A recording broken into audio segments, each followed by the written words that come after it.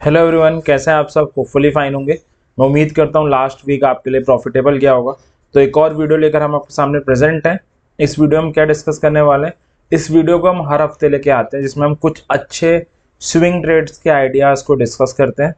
तो इस वीडियो में हम सेम चीज़ करेंगे, कुछ अच्छे स्विंग सेटअप्स को डिस्कस करेंगे। और सबसे ज़रूरी चीज़ जो डिस्कस करेंगे वो हम ये डिस्कस करेंगे कि इन स्विंग सेटअप्स के पीछे लॉजिक क्या है। क्योंकि जब भी हम कोई ट्रेड लेते हैं हमारे पास एक लॉजिक ज़रूर होना चाहिए। अगर लॉजिक होगा तो ये नहीं है कि ट्रेड सही होने के चांसेस 100% हो जाएंगे, बट एटलीस्ट 80 से 90% चांसेस हम बना सकते हैं अगर हम एक जेन्युइन लॉजिक के साथ ट्रेड करेंगे। तो 11 सेटअप्स हैं, कुछ पिछले हैं कुछ नए हैं, सबको डिस्कस करते हैं। तो वीडियो स्टार्ट करते हैं। इन सेटअप्स को डिस्कस करने से पहले एक दो बातें जो मैं कहना चाहूँगा। ये जो स्विंग ट्रेड्स हैं ये आप शेयर्स में भी ले सकते हो। अगर आप फ्यूचर्स एंड ऑप्शंस में काम करते हो, फ्यूचर्स एंड ऑप्शंस में भी ले सकते हो। फ्यूचर्स में आप क्या करो, अगर रिस्क लेना चाहो तो नेकेड फ्यूचर ले लो। अगर आप कम रिस्क लेना चाहो तो आप फ्यूचर को हेज भी कर सकते हो, प्रोटेक्टिव पुट या प्रोटेक्टिव कॉल जैसी स्ट्रेटजीज को बना के। और अगर आप ऑप्शन में ट्रेड ले रहे हो तो क्या होता है, आप जब नेकेड में ऑप्शन में ट्रेड लेते हो यानी खाली कॉल पुट बाय करते हो, स्विंग ट्रेड्स में कई बार अगर मार्केट मोमेंटम लेस होता है तो मार्केट साइडवेज हो जाता है और टाइम वैल्यू डिके आपको फेस करना पड़ता है। तो ट्राई करो कि ऐसी स्ट्रेटजीज बनाओ जो आपको टाइम वैल्यू डिके का भी बेनिफिट दे पाए, लाइक बुल पुट बना ली, बियर कॉल बना ली, एंड सेम इसी सीक्वेंस में हम बना सकते हैं। तो आप शेयर्स में भी ट्रेड कर सकते हो, फ्यूचर्स में भी, ऑप्शंस में भी। दूसरी जरूरी चीज, आजकल क्या चल रहा है, रिजल्ट सीजन चल रहा है, अर्निंग सीजन चल रहा है। हम सबको पता है मिड ऑफ अप्रैल से स्टार्ट हुआ।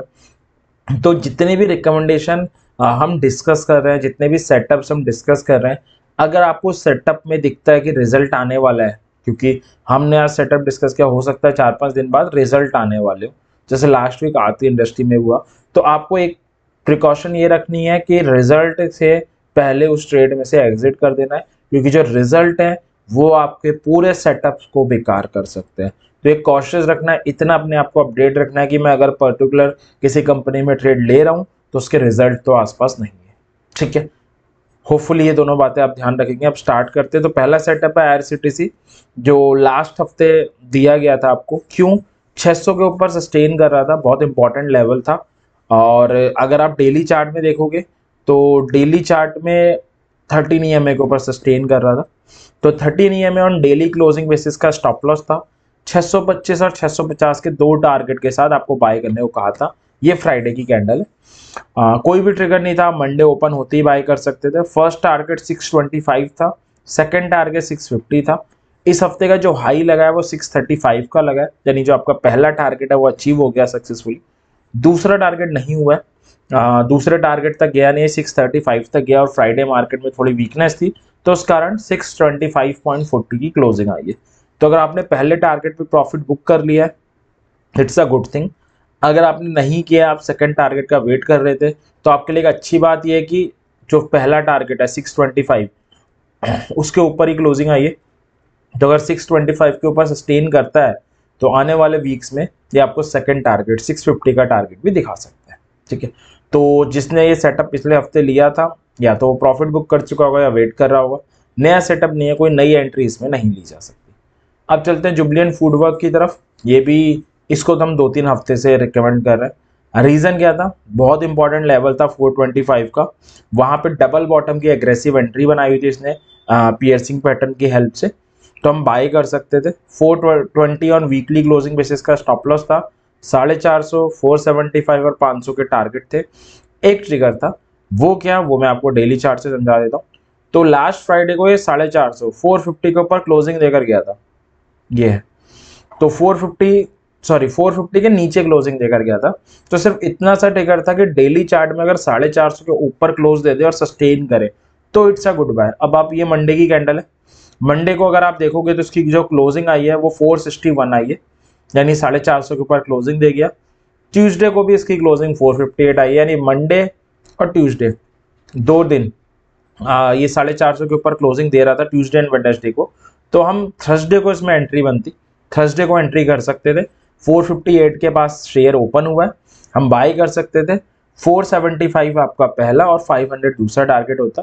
475 थर्सडे को ही अचीव हो गया, 475.65 का हाई है। अनफॉर्चुनेटली उसके ऊपर क्लोजिंग नहीं दे पाया क्योंकि 475 एक इंपॉर्टेंट लेवल है और वहां से इसमें प्रॉफिट बुकिंग आ गई है।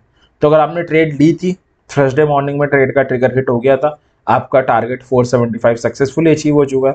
जो नीचे से लेकर आ रहे थे डबल बॉटम, जब से हमने इसे रिकमेंड किया था तब से इसमें वेट कर रहे थे, तो उनका पहला टारगेट 450 भी अचीव हो चुका है। तो इस हफ्ते हम ये कह सकते हैं कि हमारे 2 टारगेट अचीव हो गए, 2 टारगेट सक्सेसफुली अचीव हो गए। ठीक है, अब अगर आपने प्रॉफिट बुक कर लिया तो बहुत अच्छी बात है, अगर नहीं किया है तो थोड़ी सी कंसर्न की बात यह कि 475 के नीचे स्टिल क्लोजिंग आई है, तो अगले हफ्ते अगर आपको मौका मिले तो आप प्रॉफिट बुक कर सकते हैं। तो IRCTC और जुबलियन फूड 2 ट्रेड है जिनको हम इस हफ्ते क्लोज कर रहे हैं। टारगेट्स आ चुके हैं, अगर आप आगे का टारगेट का वेट कर रहे हैं तो आप ट्रेल करते हुए आगे ले जा सकते हैं। ठीक है, अब एक नया सेटअप देख लेते हैं, डिवीज लैब जो इस हफ्ते का है। डिवीज लैब को क्यों रिकमेंड किया गया पहले वो देख लेते हैं। तो शेयर काफ़ी बड़े करेक्शन में है, हर क्वार्टरली इसके रिजल्ट बेकार रहे थे तो शेयर गिरता जा रहा था। अभी 2750 के आसपास इसने अपना बेस बनाया था काफ़ी स्ट्रॉन्ग, और काफ़ी एक अच्छा बाउंस बैक आया था, काफ़ी अच्छी रैली आई थी, तब भी हमने इसे रिकमेंड किया था, तब भी इसने डिसेंट प्रॉफिट दिया था। अब पिछले 2-3 हफ्ते से क्या कर रहा है, 3250 का एक इंपॉर्टेंट लेवल है, इसके ऊपर कंसोलिडेट कर रहा है, जो कहीं ना कहीं इंडिकेशन दे रहा है कि जो रैली आई थी इसके बाद ये रेस्ट कर रहा था और ये रेस्ट खत्म होने वाला है जल्दी। उम्मीद है यहाँ से बाउंस बैक आना चाहिए, फर्दर रैली बूस्टअप होनी चाहिए। तो 3250 इंपॉर्टेंट लेवल है, 3200 का on weekly closing basis stop loss ले सकते हैं। 3400 और 3500 के 2 टारगेट के साथ हम इसको बाय कर सकते हैं। तो काफ़ी अच्छी ट्रेड नज़र आ रही है।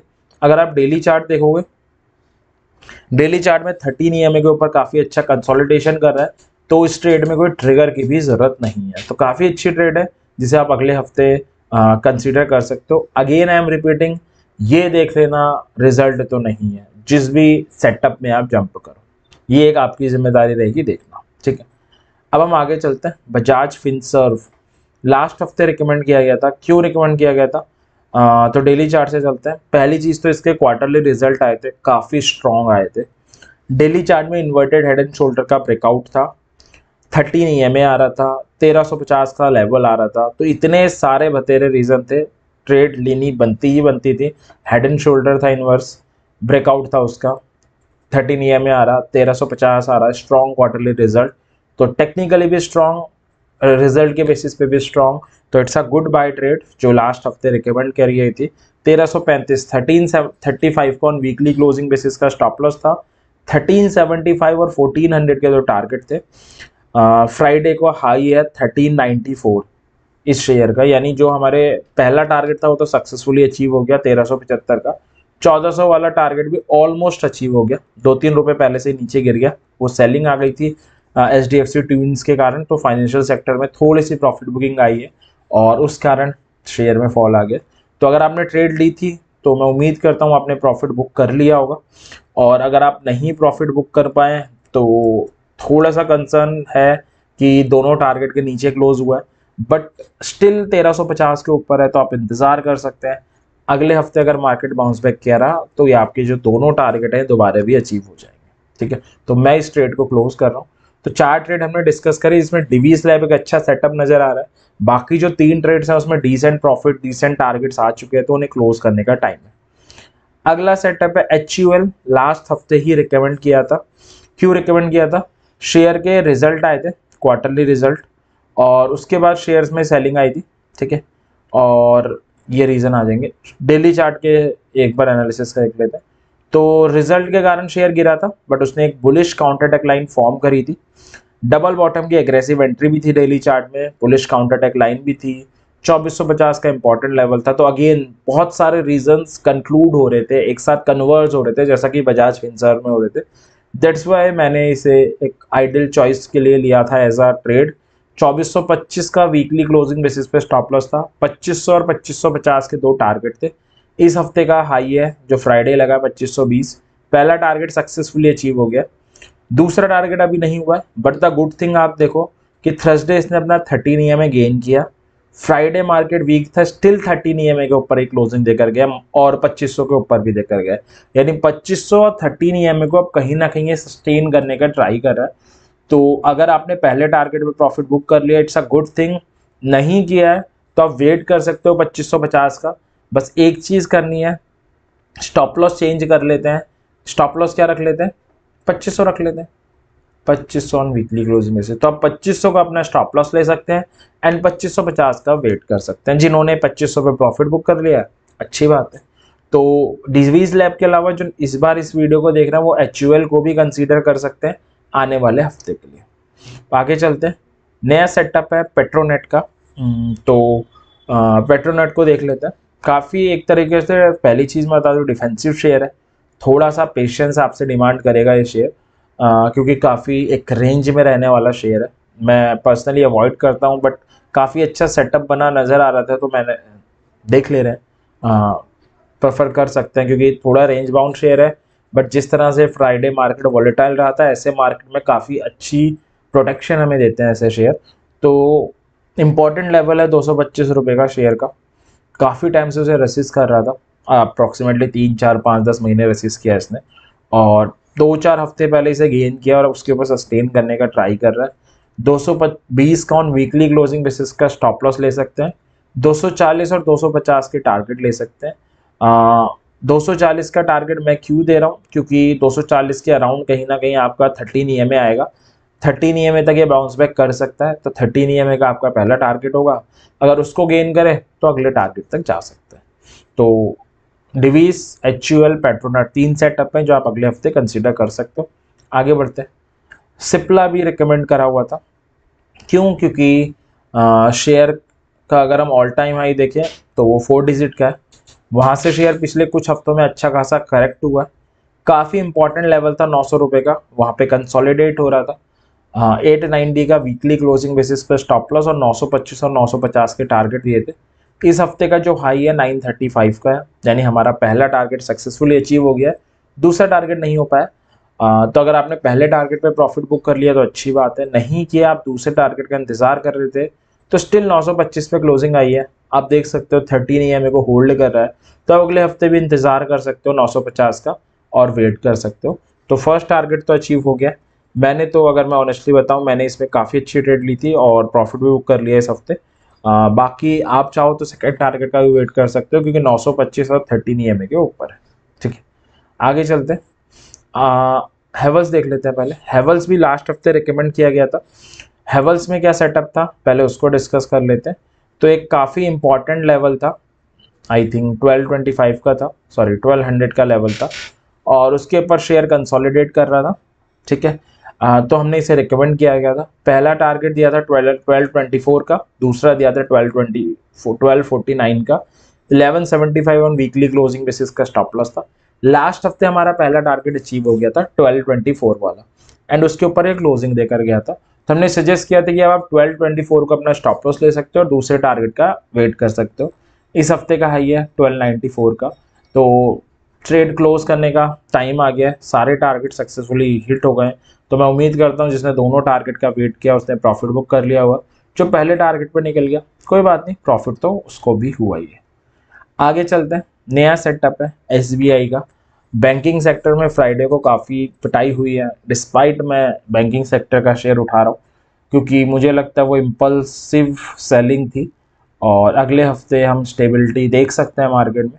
और डिस्पाइट इम्पल्सिव सेलिंग थी, SBI ने अपना लेवल होल्ड रखा है, तो समझदारी भरा डिसीजन हो सकता है। तो 575 का इंपॉर्टेंट लेवल है, लास्ट हफ्ते उसके ऊपर क्लोज देकर गया था, इस हफ्ते सस्टेन करने का ट्राई कर रहा है और सक्सेसफुली सस्टेन करके गया है डिस्पाइट इम्पल्सिव सेलिंग थी HDFC ट्विंस में या फाइनेंशियल सेक्टर में। तो 570 का ऑन वीकली क्लोजिंग बेसिस का स्टॉप लॉस लेके 599 का टारगेट लेके बाय कर सकते हैं। ट्रिगर कोई भी नहीं है, ट्रिगर लेने की ज़रूरत भी नहीं है, तो एक फ्रेश सेटअप है जिसे आप अगले हफ्ते देख सकते हो। तो डिवीज, HUL, पेट्रोनेट, SBI, इन सबको आप अगले हफ्ते देख सकते हो। अब चलते हैं आरती इंडस्ट्री में। आरती इंडस्ट्री रिकमेंड किया गया था एक पिछले हफ्ते या उससे भी शायद पिछले हफ्ते, तो थोड़ी पुरानी ट्रेड है। 550 का इंपॉर्टेंट लेवल था, उसके ऊपर कंसोलिडेट कर रहा था। 550 का वीकली क्लोजिंग बेसिस का स्टॉप लॉस था। 575 और 600 के दो टारगेट आपको दिए गए थे। पिछले हफ्ते 571 तक होकर आया, इस हफ्ते 566 तक होकर आया। हमारा पहला टारगेट अचीव नहीं किया, और इसकी जो क्लोजिंग आई है वो आई है 544, 13 EMA के ऊपर अच्छा खासा कंसोलिडेशन कर रहा था, डेली चार्ट में उसे ब्रेक कर दिया है। सबसे जो अलर्ट वाली बात है, कल इसके क्वार्टरली रिजल्ट है 8 को। तो मैंने पहले ही बोला रिजल्ट सीजन चल रहा है, हमें ये ध्यान रखना है कि जिसमें भी हम सेटअप में ट्रेड ले रहे हैं उसके रिजल्ट तो नहीं आ रहे, क्योंकि रिजल्ट जो है वो हमारे पूरे सेटअप्स को बेकार कर सकता है। तो अगर आपने ये ट्रेड ली थी, टेक्निकली स्टॉप लॉस हिट हो गया, आपको एग्जिट कर जाना चाहिए था। और अगर उससे पहले आप रिजल्ट की डेट देख लेते हो तो उस कारण भी आप एग्जिट कर सकते हो। आरती इंडस्ट्री से हमें एग्जिट कर देना चाहिए। रिजल्ट है, अच्छे भी आ सकते हैं, हो सकता है शेयर भाग भी जाए, वो आपका रिस्क है, बट टेक्निकली क्वार्टरली रिजल्ट है वो आपके सेटअप को बेकार कर सकते हैं। तो मेरी रिकमेंडेशन इससे एग्जिट ही होगी। डाबर देख लेते हैं, लास्ट सेटअप है आज का। डाबर को भी हमने लास्ट हफ्ते रिकमेंड किया था, और क्यों रिकमेंड किया था पहले वो देख लेते हैं। इंपॉर्टेंट लेवल था 525 का, और 525 पे हैमर कैंडल बनी थी।